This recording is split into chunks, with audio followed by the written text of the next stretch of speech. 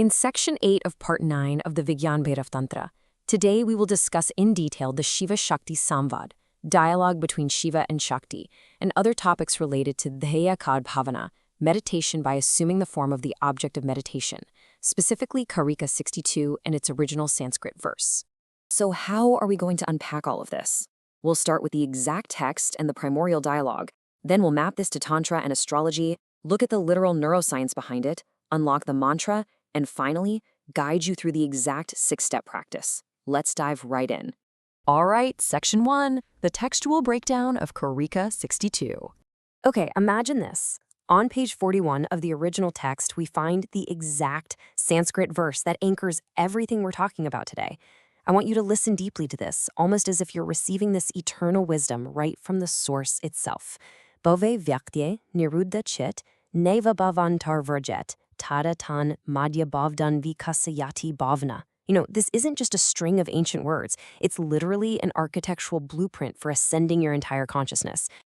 To really grasp what's happening here, we absolutely have to break down the sacred syllables. This is called the padached. So, bhave vyakte refers to the unseen, that formless state of ultimate reality. Niruddha means totally restrained, like locked down with absolute precision. Chit is the mind, your everyday moving consciousness. Neva is simply not, and bhavantar means another object or distracting thought. And finally, vrajet translates to will go. Distilling this down into simple Hindi, the translation reveals something with just massive spiritual and religious significance. It basically says that when you can perfectly lock your mind, preventing it from wandering to literally any other object, and you hold your consciousness completely still in that unseen gap, well, the ultimate reality naturally blossoms. Think about that. It's a profound inner technology. Yeah, it takes an extreme amount of pure will, but the payoff? Awareness itself opens up effortlessly, just like a lotus, born directly from that absolute restraint.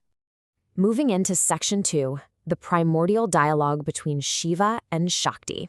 Now, to really understand this divine dialogue, we first have to recognize a basic duality in our own minds.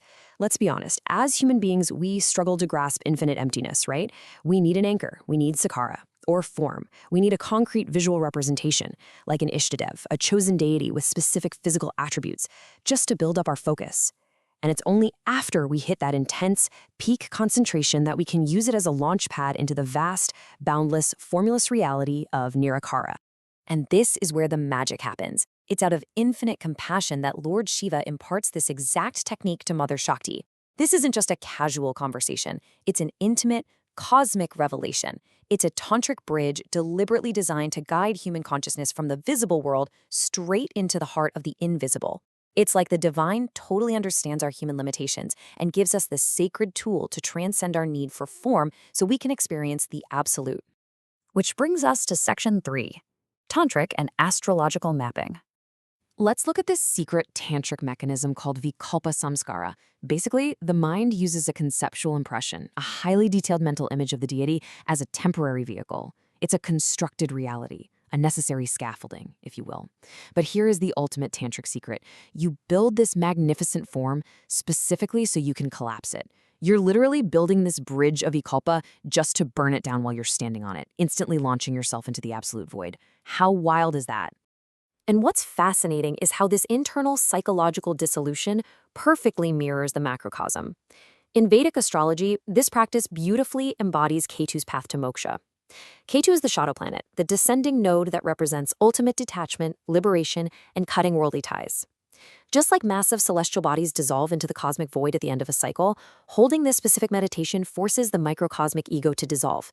So the cosmic force of Ketu, it finds its deepest psychological expression right here in Karika 62. Next up, Section 4, Visarjan and neuroscience, where ancient wisdom meets modern science. Okay, so this brings us to the mysterious tantric act of Visarjan. Imagine you build an incredibly vivid image of your deity in your mind. Peak intensity. Every detail is flawless. And then, snap. You drop it. You consciously and actively dissolve it into an empty void. You're not just passively forgetting the image, you are actively destroying the mental construct. And by doing this, you deliberately shock the mind. It literally leaves you hanging in this profound, suspended stillness where pure awareness is forced right to the surface.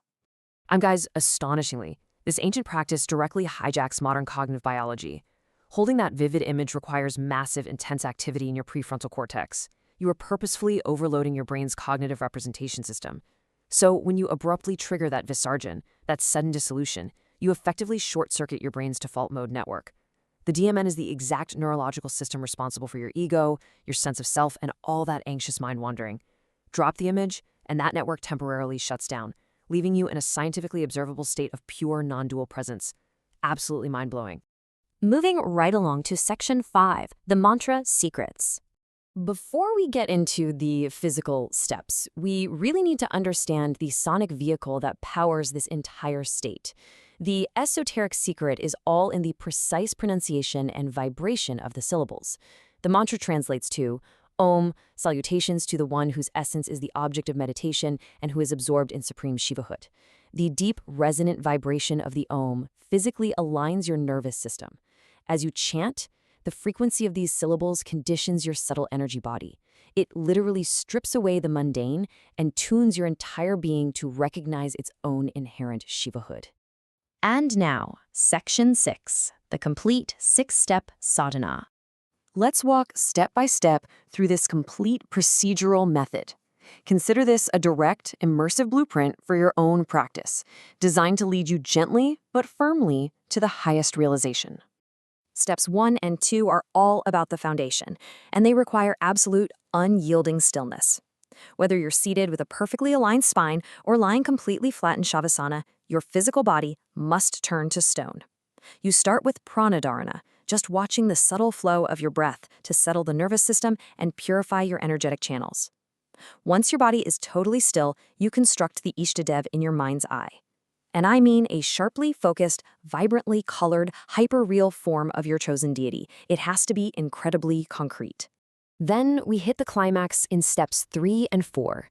You hold that magnificent mental image with zero wavering, pouring all your vital energy into it, entirely fueled by the silent rhythmic pulsation of the mantra. The mental tension builds to an absolute peak. And then, in one conscious, abrupt, and totally ruthless act of will, you execute the visarjan. You let the image vanish completely into a dark, empty, sweeping void. The exact moment that image dissolves, your mind is going to panic. It will try to grab onto a new thought just to fill the silence. But here's where you practice chitta nirodha. You must ruthlessly block that new thought. Force the mind to stay in the empty gap. By vigorously restraining the mind from moving to another object, you rest quietly in the madhyabhava, the intermediate state. And right there, in that pregnant, silent gap, parasamvit, pure supreme consciousness, naturally and beautifully blooms. Which brings us to the ultimate realization. This isn't merely an exercise in psychological focus. It is the literal, experiential manifestation of supreme Shivahood. By fiercely holding that empty gap, the grand illusion of duality entirely collapses. The meditator and the object of meditation become one seamless, eternal fabric of pure awareness. In that perfect stillness, you don't just perceive the divine, you profoundly remember that you are the divine. On behalf of the Vedmata AI family, we humbly request that if you found our presentation enlightening, please share this video widely so that authentic knowledge from Indian Vedic scriptures can reach everyone. Let us all come together to participate in this Gyan Yajna, offering of knowledge. Har Har Mahadev.